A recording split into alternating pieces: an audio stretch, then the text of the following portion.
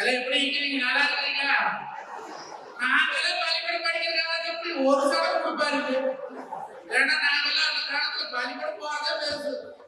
ஏன்னா அப்பெல்லாம் பள்ளிக்கூடத்துக்கு போனா வாத்தியார் என்ன பயம், வாத்தியார் என்ன பயம். ஏன்னா அப்ப பள்ளிக்கூடத்துல கவர்மெண்ட் பள்ளிக்கூடத்துல தான் எல்லாரும் படிக்கணும். நாலு வாத்தியார் வேற என்ன பசங்க சட்டை குடி போடணும்.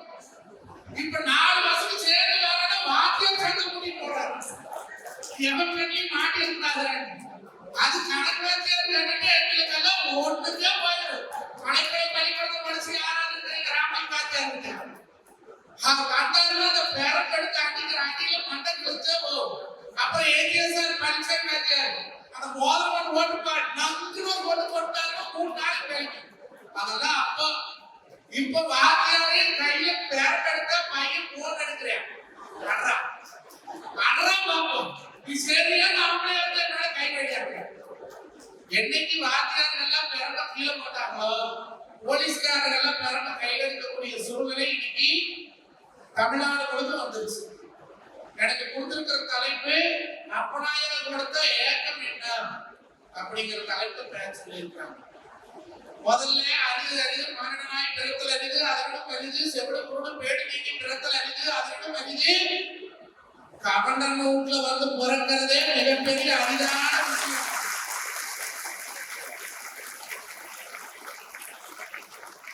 அதுக்கு எந்த இடத்தாலையும் நாம தாழ்த்தி சொல்லணும். நமக்கு என்ன பெருமைங்கிறது நம்ம பிள்ளைகிட்ட முதல்ல பெத்தவங்க பேசுறீங்களாங்கிறத எனக்கு மிகப்பெரிய கேள்வி. உறவுகளை மதிக்கிறது இல்ல, காசு பணத்தை கட்டுட்டா என்னமா எப்படின்னா ஒரு காலத்துல வயசானவங்க மரியாதை கொடுப்பாங்க. என் மாமா, எங்க பெரியப்பா, எங்க சித்தப்பா, எங்க சித்தப்பா, எங்க பெரியப்பா, சித்தச்சி, உறவுகள் எத்தனை உறவுகளுக்கு பேர் இருக்கு.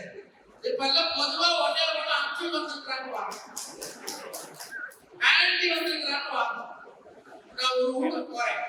அந்த வீட்டுக்கு வந்து நான் தாய்மாம போற வேண்டும். அந்த பையன் ஏதாவது நினைக்கிறேன் கேட்க போச்சுட்டு நான் போய் எங்கட கம்பெனி பண்ணிட்டேன். அது என்ன சொல்ல, அப்பா கட்டாரா இருக்கிறாங்க, பாக்கா இருக்கிறாங்க, அப்பா சமைக்கிறாங்க அப்படின்னு சொல்லல. போன விளையாடிட்டு சம்படி இஸ்கார் அப்படி போடுறேன். அப்ப யாருக்கும் சம்படி எருமையா மாடா குதிரையா கழுதையா. அப்போ பெத்தவங்க செய்யக்கூடிய மிகப்பெரிய தப்பு என்னன்னா பிள்ளைகளுக்கு பணங்காசு மட்டுமே மெயின் பண்ணி வளர்த்தக்கூடிய சூழ்நிலை இந்த காலத்துல இருக்கு. அது தவறு. 2வது வயதுக்கு மரியாதை கொடுத்தாங்க. இப்பெல்லாம் வசதிக்கு தான் மரியாதை கொடுக்குறாங்க. ஒரு மனிதன் காசு எடுத்து அவன் நல்லா தெல்ல வரைய தேசாம கூட எப்படி சம்பாதிச்சாங்க முக்கியம் இல்ல. அவன்கிட்ட காசு இருக்கா, அப்போ காசு இருந்தா தூரத்து சொந்தக்காரனோட பக்கத்து சொந்தக்காரன் நினைக்கிறேன். காசு இல்லாதத சொந்த சித்தப்பனா இருந்தாலும் அவன் தூரம் வாங்கிக்கிறேன். இது வந்து பிள்ளைகிட்ட எதிர்பார்க்க இந்த காலத்து பிள்ளைகிட்ட சொல்றேன். ஏன் சொல்றேன்னா, நாங்களாம் சின்ன வயசா இருக்கும்போது ஒரு பிறந்த நாள்ல எங்களுக்கு கேக் எல்லாம் தெரியாத எந்த கேக் வைக்கணும், ஒரு கிளாஸ் பாயசம் வச்சு கொடுப்பாங்க. குலதெய்வ கோயில போய் சாமி கும்பிட்டு வந்து எங்க அப்பத்தா காலில் வச்சு கும்பிடுவேன், எங்க அப்பத்தா காலில் வச்சு கும்பிடுவேன். அது சுருப்பையில இருந்து ஒரு 4 நாள் எடுத்து கொடுக்குது. என் பாட்டி என்ன பண்ணா, அது சுகபக்தி உள்ளுக்குள்ள திண்ணீர் வச்சுட்டே இருக்கு. காலில் விட்டதுக்கு அப்புறம் அந்த திண்ணீர் எடுத்து நெத்தியில வச்சு அந்த 4 நாள் காசு கொடுத்து அந்த 4 நாட்களுக்கு எனக்கு 4 லட்சம் ரூபாய்க்கு சம்பளம் அன்னைக்கு. இப்ப பையனுக்கு ஒரு நாளைக்கு ஒரு கப்தா வந்துருந்தது. போய் கால் வந்து ஆசீர்வாதம் வாங்க அப்படின்னு நானே போய் உண்டாயிரம் அப்படின்னு கொடுத்தாடா பெரிய மனுஷன் பொண்ணு கொடுத்து மகாராட்சியா போய் கால் விடுற அப்படின்னு உனக்கு போட்டு கொடுத்தா நீ போய் விடுங்க, நானே போய் விடுவேன். போனா காசு விடுவேன். முதல்ல சொல்லி தொலை கட்டி தாங்க அப்படின்னு போய் விடுத்தேன். அந்த ஐயம் எடுத்து சூழ்நிலை இருந்து ஒரு 10 ரூபாய் எடுத்து கொடுத்தது. அந்த 10 ரூபாய் பார்த்து எண்ணெய் பார்த்தேன், 10 ரூபாய் பார்த்து எண்ணெய் பார்த்தேன். போட்டோ மூச்சில் வீசிட்டு இந்த 10 ரூபாய் காசு வந்து கிடைக்காத மூச்சொடியாங்க. நான் சொன்னேன், ஒரு இடத்திலே பெறப்படக்கூடிய பணம் என்பது பெருமை அல்ல, அவர்களுடைய ஆசீர்வாதம் தான் நம் வாழ்க்கையில் ஒவ்வொருவரையும் முதல் பேச்சாக பேசும்போது என்ன சொன்னாங்க, தாய்தாரனுடைய கால் வந்து ஆசீர்வாதம் வாங்கிட்டு போச்சுங்க. பெத்தவங்க என்னடா எதிர்பார்க்கிறாங்க. ஒரு காலத்துல அடே நீ நல்லா படிச்சுக்கோ, நல்ல வேலைக்கு போய்க்கோ, நல்லா சம்பாதிச்சுக்கோ, என்னையும் ஒரு கட்டு பாத்துக்கடா அப்படின்னு. அப்புறம் காலம் மாறுச்சு. அப்ப என்ன சொன்னா தெரியுமா? ஏய் நீ நல்லா படிச்சுக்கோ, நீ நல்ல வேலைக்கு போய்க்கோ, எனக்கு நீ வந்து பார்க்க வேண்டாம், என் செலவுக்கு பணம் மட்டும் கொடுத்துட்றான்னு சொன்னேன். இப்ப மறுபடி காலம் மாறுச்சு. அடே நீ நல்லா படிச்சுக்கோ, நல்ல வேலைக்கு போய்க்கோ, நான் நல்லா இருக்கிறேன்னா போட்டு மட்டும் பேசிக்கிறான்னு சொன்னேன். இப்ப எப்படி சொல்ற தெரியுமாங்க? நீ நல்லா படிச்சு உன்னை மட்டும் பாத்துக்கடா, எங்களை நாங்க பாத்துக்கிற சூழ்நிலைக்கு நாம மாறிடும். என்ன நீங்க பசங்க படிச்சு முடிச்சா அடுத்தவங்க கூலிக்கு போறதுக்கு தான் ஆசைப்படுறீங்க. ஐடி கம்பெனில போய் 5 லட்சம் வாங்கணும், 2 லட்சம் வாங்கணும், 1 லட்சம் வாங்கணும்னு காசு வளர்த்த பணத்தை எண்ணிக்கையில தான் பாக்குறீங்களே தவிர பெற்றவங்களுடைய எண்ணத்துல இருக்கிறீங்களான்னு பசங்க பிள்ளைங்க நீங்க பாத்துருக்கீங்க. நாங்களும் அப்படிதான், எங்களுக்கு பேராசை. இவன் படிச்சுட்டானா இவனோட பையன் பெருசா படிக்கும், அவன் என்ன படிக்கிறான்னு நினைக்கிறதே இல்லை. அவனுக்கு என்ன பிடிச்சிருக்குது, அவன் ஒரு போட்டோகிராஃபர் ஆகிறானா, ஒரு இன்ஜினியர் ஆகிறானா, ஒரு வக்கீல் ஆகிறானா, எந்த குழந்தையும் போய் கேட்டு பாருங்க. பிற்காலத்தில் எங்கடா ஆகிறேன் அப்படின்னு கேட்டா டாக்டர், இன்ஜினியர், வக்கீல், கலெக்டர்னு அவர் பதவிக்கு பின்னால் இருக்கக்கூடிய பெயர்களை மட்டும்தான் உச்சரிக்கிறார்களே தவிர நல்ல பண்பாளராக மாற வேண்டும் ஒருத்தர் வழியில் வர முடியும். ஏன்னா நானும் நிறைய ஸ்கூல்களுக்கு காலேஜ்களுக்கு மோட்டிவேஷன் போகும்போது கேட்பேன், பிற்காலத்தில் என்னப்பா ஆக விரும்புறேன் அப்படின்னா இந்த சமூகத்திலே ஒரு ஒழுக்கமுள்ள மனிதனாக மாறுவேன் என்று எந்த பிள்ளை வாயிலையும் வரமாட்டேங்குது. அது காரணம் என்னன்னா பெத்தவங்க போட்டு பிள்ளைங்க மேல திணிக்கிறீங்க. உங்க ஆசைகளை பிள்ளைங்க மேல திணிக்கிறோம். நான் கூட சொல்றேன், நான் படிக்கல, என்னை படிச்சு சொல்லிக்காம செருப்பே அடிச்சாரு, அப்பெல்லாம் புரிஞ்சுக்கல. ஆனா இன்னைக்கு குழந்தைங்க முழுக்க சுத்துறோம். காரணம் என்னோட திறமையில நான் வளர்ந்துருக்கேன். அன்னைக்கு கல்வியினால எனக்கு வராத அறிவு இந்த சமூகம் எனக்கு அந்த அறிவை பயன்படுத்திக் கொண்டது. சமூகம் அந்த அறிவை எனக்கு கற்றுக் கொடுத்தது. நாம நீங்க நினைக்கிறீங்க பையன் படிக்கல பையன் படிக்கலன்னு, மதிப்பெண்களை வைத்து பிள்ளைகளை எடை போடாதீர்கள், மதிப்பான எண்ணங்களை வைத்து பிள்ளைகளை எடை கொடுங்கள். அவன் வாழ்க்கையில பின்னால நல்லா எங்களுக்கு என்ன பெருமை என்ற பையன் நாளைக்கு ஏதோ ஒரு தொழில் இருக்கிற, ஒரு ஆபீஸ்ல இருக்கிற, ஒரு நல்ல வேலைக்காரன், நல்ல ஒரு விவசாயியா இருக்கிற அப்படின்னா ஒரு ஊருக்கு போனது ஆறு பையன், நம்ம மஞ்சளாத பையன் பரவாயில்ல நல்லா வளர்த்துக்கிறேன், பெரிய கடை மதிக்கிறேன், கண் போட்டு கொடுக்குறேன், வாங்க பேசுறேன், இந்த பெருமை இருந்தா போதும். என் பையன் கோடீஸ்வரனா வாழணும்னு ஆசைப்படவே இல்லை. நீங்கள் ஆசைப்படாதீங்க. பணம் என்பது ஒரு எண்ணிக்கை மட்டும்தான். ஆனா பண்பு என்பது பல தலைமுறைக்கு நம் பேரை சொல்லி காப்பாற்றி கொடுக்கும். இன்னைக்கு காலங்கராயில பேசுறோம், சின்னமலையில் பேசுறோம், ஏன் பேசுறோம்? அது காசு கொடுத்து வச்சா பேசுறோம் சொல்லுங்க. அந்த காலத்துல காலங்கராய் கூட கோடீஸ்வரர் யாருமே இல்லையா? இருந்திருப்பா. அப்ப அவர்களும் பேசாம காலங்கராய் ஏன் பேசுறோம் அப்படின்னா அவர்கள் அடுத்த தலைமுறை வாழ்வதற்கான வழியை வகுத்து கொடுத்தார்கள். அதே போல என் பிள்ளையும் சரி அடுத்த தலைமுறை வாழ்வதற்கு ஒரு வழிவகுத்தபடி நம் பிள்ளைகளும் வளர்த்தோம். எப்படி கழுத்து ரொம்ப நாங்க போட்டுட்டாலோ, கை நம்ம நெக்லஸ் வச்சுட்டாலோ, ஆடிக்கால வந்து இறங்கிட்டாலோ பெருமை இல்லை. நீங்க நல்லா படிச்சு இன்சில் என்பது நான் கேட்காம என் தலைமையில கொடுத்தது. நான் கேட்கல, இன்சில் தான் வேணும். கடவுள்கிட்ட போய் பெரிய கோடீஸ்வரத்துக்கு போறோட வர கேட்கல. கடவுள்கிட்ட போய் பெரிய படிப்பாளி படிச்ச விஞ்ஞானி போறோட வர கேட்கல. கடவுள் எனக்கு ஒன்று கொடுத்திருக்கிறார். என் தாய் தாப்பன் என்பது நான் கேட்காமல் வந்தது. ஆனால் உங்கள் பேருக்கு பின்னால் இருக்கக்கூடிய டிகிரி இருக்குது பார்த்தீங்களா, அதை தொட்டு பார்க்கும் போது உன் தகப்பனுடைய உழைப்பும், உன் தகப்பனுடைய வேர்வையும், உன் தகப்பனுடைய அந்த ரத்தமும் அடிச்சு முடிஞ்சது. என்ன பல பேர் எதுக்கு படிக்கிறாங்கன்னா கல்யாண பத்திரிகையில பின்னால போடுங்கிறது ஒரு டிகிரி வேணும். இந்த காலத்துல காலத்துல படிக்கணும் போட்டு படிக்க மாட்டேங்குது. அட்லீஸ்ட் ஒரு டிகிரினால வேணும். அதுக்கு வேண்டிய பல பேர் படிக்கிறேன். பிஏ எம்ஏ படிச்சுட்டு நான் சொன்னது என்னன்னா 2வது வருஷத்துக்கு பிள்ளைக்கு படிக்கும் போது அவனை தமிழ்நாடு தேர்வு ஆணையத்திற்கு பிள்ளைகளை தயார் பண்ண முடிந்த வரைக்கும் வரைக்கும் நம் இனப்பிள்ளைகள் அரசாங்க உத்தியோகத்தில் இருக்க வரைக்கும் தான் நம் இனமும் வளரும், நம்முடைய ஒற்றுமை வளரும். ஒரு கலெக்டரேட் போறோமா, குறைச்சது உங்க பையன் ஒரு 10 பேர் வரைக்கும் இருக்கணும். ஒரு காரியமா உள்ள வர்றேன், மாமா மச்சான் பெரியம்மா சித்தப்பா இந்த உறவு முறை நானும் எத்தனையோ இனத்தாருடைய குடும்பங்களாக போய் பேசிட்டு இருந்தா, நம் கொங்கு இனத்தில் மட்டும்தான் ஒருவர் குளம் என்ன கூட்டம் என்ன தெரிஞ்சுட்டு அவன் பெரியப்பா பங்காளியா மச்சானா சொல்லக்கூடிய பழக்கான பண்பாடு நம் கொங்கு வேளாள கொண்ட சமூகத்துல மட்டும்தான். அப்போ இதெல்லாம் தான் எதிர்பார்க்கிறோம். ஒரு ஆலமரம் எப்படி விழுதோடி நிற்குதோ அதே போல நம் சமூகம் விழுதோடி இருக்கணும். நீ மட்டும் வாழ்ந்தா பத்தாதா, அடுத்தவர்களை வாழ வைக்கணும். அந்த காலத்துல அப்படித்தான் இருந்தாங்க. அந்த காலத்துல திருப்பூர்ல டவுனுக்குள்ள இருக்கிறது கவனம் கொடுத்து எல்லாத்துக்கும் பூர்வீகம் அல்ல. எப்படி திருப்பூர் டவுன் கவனம் பூர்வீகமா சுத்திக்காம இருக்கக்கூடிய கிராமங்கள்ல தான் இருந்தோம். நம்மளுடைய ஆரம்ப தொழில் விவசாயம், ஆடு மாடு பேசிட்டு இருந்தோம். அப்ப கம்பெனின்னு ஒண்ணு வந்தது. திருப்பூர் யாரால வந்தது? வணிகத்தால வந்தது.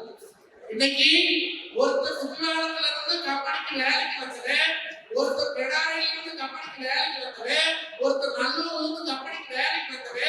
அவன் பெரிய சின்ன பட்டாளி பசங்கள கூட்டிட்டு வந்து ஒரு பெட்ரு கோட் கொடுத்து ஒரு டேபிள் கோட் கொடுத்து வளர்த்துறாங்க. அந்த காலத்துல ஒருத்தர் வாழ்ந்தானே எனக்கு ஆடு வந்து வருமானம் இருந்துட்டா எனக்கு அவளை பண்ண முடியாது, நீ பார்த்து பண்ணி கொடுறான்னு அந்த காலத்துல நம்ம பாட்ட போட்டதுனால பண்ணி கொடுத்த. ஆனா இப்ப எப்படி இருக்கிறா? அமெரிக்காக்காரன் பாடுவெளியில செத்து போவானா, ஜப்பான்காரன் ஜப்பானியில செத்து போவானா, சைனாக்காரன் கண்டுபிடிக்கையில செத்து போவானா, நம்ம சொந்தக்காரன் நம்ம நல்லா பொழைச்சாவே செத்து போய்ப்போம். இன்னைக்கு யாப்பற்ற இன்பம் பெருமை வையகத்தை. எங்களோட எதிர்பார்ப்பு என்ன தெரியுமா? நீ நல்லபடியா படிக்கணும், படிக்க திரைக்கடலோடையும் திறமையும் தேடினா எந்த நாடு எந்த ஊருக்கு வேணாலும் போங்க. ஆனா கடைசி வரைக்கும் உறவுகளை மதிங்க. அதுதான் நான் எதிர்பார்க்கிறேன். இன்னைக்கு பல பேர் வெளிநாடு போனவங்க வருஷத்துக்கு ஒருக்கா கூட ஊருக்கு வரதில்லை. எனக்கு தெரிஞ்ச சொந்தக்காரரே 4-5 பேரு வெளிநாட்டுல இருக்கிறாங்க. அங்கிருந்து பணம் மட்டும் அனுப்புறாங்க அப்பனம்மாளுக்கு. ஆனா அவங்க எதிர்பார்க்கறது என்ன? வருஷத்துக்கு ஒரு நாள் வந்து பாருங்க. நீங்க சென்னையில இருக்கிறீங்க, பெங்களூர்ல இருக்கிறீங்க, ஹைதராபாத்ல எங்க வேணா இருங்க, எண்ணத்துல எங்களையும் கொஞ்சம் பார்த்துட்டு வச்சுக்க. நீங்க கொடுக்கக்கூடிய காசு எங்களுக்கு அந்த அன்பு பாசத்தை கொடுக்குறாரு.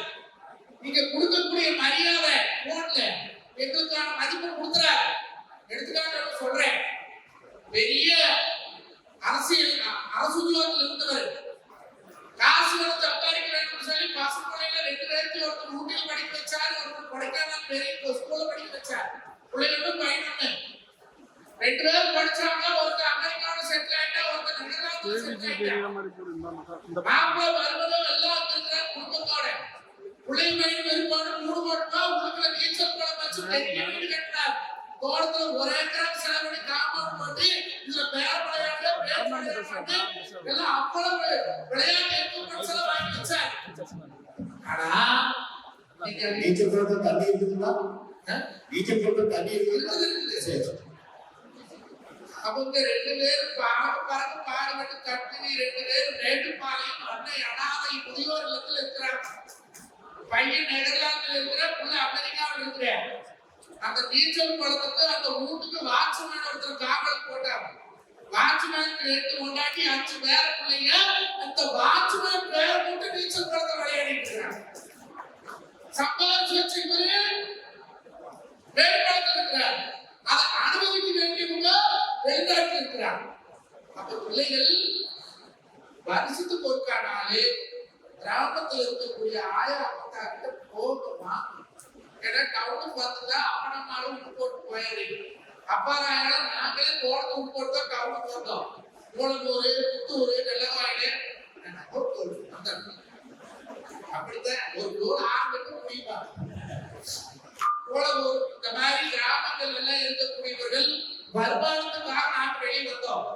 தாய்தாப்புடைய உணர்வுகள் என்ன தெரியுமா? எதுக்காக நாங்க பிள்ளைங்க கூட உட்பட்டு பாடுபடுறோம்.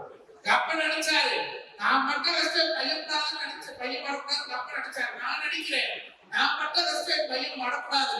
ஆனா என்ன தெரியுமா, நாம் பட்ட கஷ்டங்கள் பிள்ளைகள் பட வேண்டாம் என்பது நியாயம். நாம பட்ட கஷ்டம் என்னன்னாலும் பிள்ளைகளுக்கு தெரியும். அப்பதான் அந்த பிள்ளைகள் கரெக்டான வருமானத்தை கரெக்டா செலவு பண்ணுவாங்க.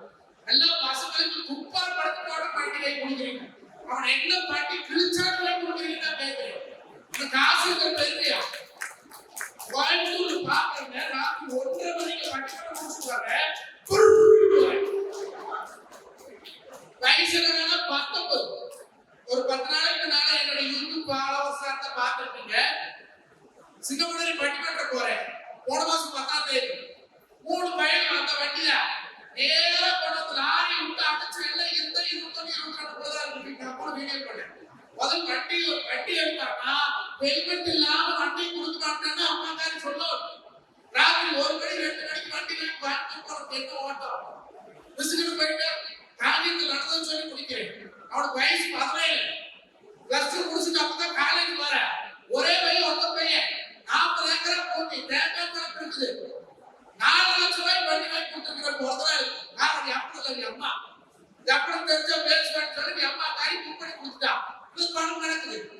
இந்த யூடியூப்ல வந்து ஒரு கையில முடிச்சுட்டு வண்டி ஓட்டிட்டு வீடியோ ரீல்ஸ் பண்றாங்கல்ல, அதை பார்த்துட்டு இவனு வண்டி எடுத்து ரிஜிஸ்ட்ரேஷன் கூட ஆகல. அடுத்த 2வது நாளை அதை காரோக்கு ஓடுறேன். இது இத்தாலியில போட்ட நடக்கும் பண்ணிட்டாங்க. கல் பஸ் தர்றன்னு ஒரு பை விட்ட கரண்ட் மரத்தில் எடுத்து பைக் போயிட்டேன். அந்த சொத்துக்கு வாரிசுங்க, இந்த குடும்பத்துக்கு வாரிசுங்க, 15 வருஷம் கடனுங்க. எங்களுடைய எதிர்பார்ப்பு நீங்க எல்லாமே அனுபவிக்கலாம். வேண்டாம்னு சொல்லல. வீட்டுல நாம இருக்கிறது கொஞ்சம் நீங்க மனசுல வச்சுக்கோ. 16 17 வயசுல சோசியல் மீடியாவை பார்த்தா பயமா இருக்கு. ஒட்ட பிள்ளைகளுக்கு தயவு செய்து தற்காப்பு கலை கத்துக்கோங்க. 7 மணி 8 மணி ஆகி பிள்ளை வீட்டுக்கு வரலைன்னா தாய்தான் போட்டு அந்த பதறி கிடக்குறோம். இது சமூகம் அப்படி கெட்டு கிடக்குது. நம்ம எந்த காலேஜ்ல போனீங்கனாலே நம் பிள்ளைகளுக்கு பாதுகாப்பு நம் பசங்கள் உறுதுணையாக இருக்க வேண்டும். அதைத்தான் நாங்க எதிர்பார்க்கிறோம். இன்னைக்கு பொக்காகட்டும் நந்தாவாகட்டும் இந்த நம்ம பொக்கு மண்டலத்துல நம்ம பிள்ளைகளுக்கு பாதுகாப்பு.